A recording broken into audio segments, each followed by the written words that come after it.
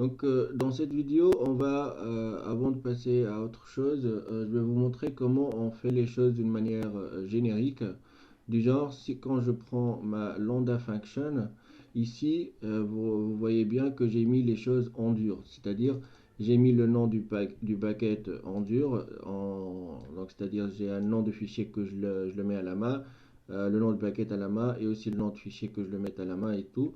Et, euh, et ça, c'est pas vraiment des bonnes pratiques parce que si demain je vais uploader un autre fichier sur un autre nom, bah, mon programme ne tourne pas parce que en fait, il ne retrouve pas le nom transactions.json. Donc, comment on va faire ça? Premièrement, on va voir quelque chose un peu plus sympa. Donc, je vais faire un print parce que en fait comment ça fonctionne ce qu'on avait fait.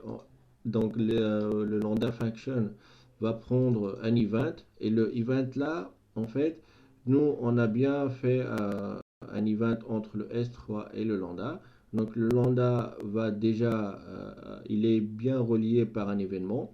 Donc l'événement AWS me le fournit dans ses paramètres. D'accord? Donc, on va regarder ensemble qu'est-ce que cet événement contient. D'accord? Ben, je vais laisser les autres, enfin, pareil, je vais pas modifier, mais nous, on va après analyser ce qui contient l'événement. Et pourquoi? Pour que je vous montre comment on pourrait mettre les choses d'une manière générique. Donc, j'enregistre toujours et puis je déploie. On va uploader notre transactions .json, pour l'instant il s'appelle comme ça. On upload tout ça et puis on va monitor view in CloudWatch et donc on va voir le dernier log et vous voyez bien maintenant que on a le event, donc le contenu de l'event qui s'affiche ici. Donc si on va analyser ça, donc je vais prendre un log, un JSON viewer. Je vais vous montrer qu'est-ce que contient ce log viewer, donc suite qui était déclenché suite à l'événement. Donc ici, regardez bien, donc l'événement produit un JSON qui s'appelle record, donc dans le nœud principal, et puis dans un nœud fils, j'ai le 0 et puis bah, j'ai tout ce qui s'est passé en fait, j'ai la région, j'ai le service utilisé, j'ai la version utilisée et tout. Nous ce qui nous intéresse c'est de trouver le nom du bucket, donc ce nom là pour nous myBucket S3 démo 123 qui est bien mon bucket à moi, voilà. Et aussi, on va en avoir besoin du nom du fichier et de son emplacement, bah, puisqu'il est dans le bucket direct.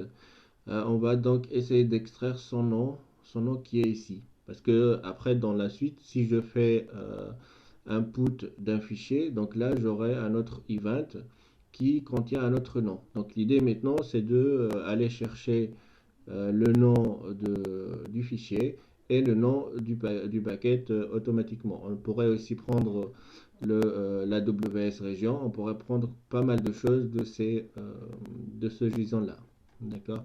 Donc pour faire simple, alors je reviens sur mon code et puis je vais écrire ou bien je vais aller chercher l'emplacement du nom du S3. Voilà. Je vous ai préparé comment on pourrait faire. Donc ça, il va falloir qu'on remplace par l'événement, par l'extraction de ce nom, donc l'event qui va sur le nœud record, le nœud 0, le nœud S3, le bucket et le name. Et puis pour le key, on va faire pareil. Pour le key, on va utiliser la chose suivante. Voilà, donc c'est l'event, machin, jusqu'à trouver la clé. Mais pourquoi on fait urlib.parse.uncode?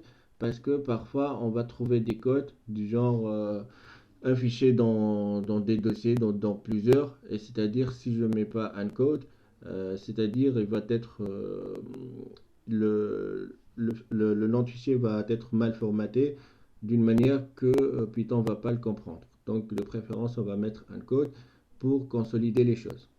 Et comme ça, on a quelque chose de générique, justement. Et là, on va tester en fait ce bout de code qu'on vient de l'ajouter. Donc, je garde toujours le même rendu de cette fonction.